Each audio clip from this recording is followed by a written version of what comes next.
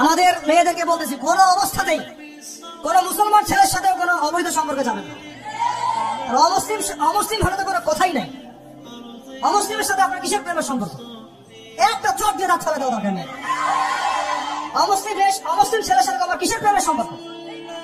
পরে যখন এই ছেলেগুলো তোমাকে নিয়ে রেপ করে রাখবে তখন তোমার আক্কেল হবে, তখন তোমাদের হুঁশ ফিরবে।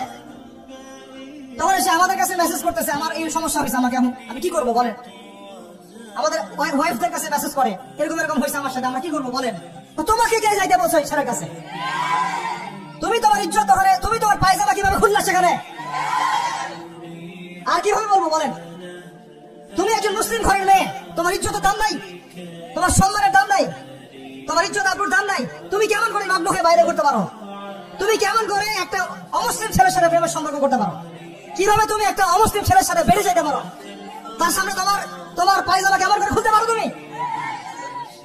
আমার ল্যাঙ্গুয়েজ আপনি রাগ করেন না, আমি খুবই ফেড আপ এদের।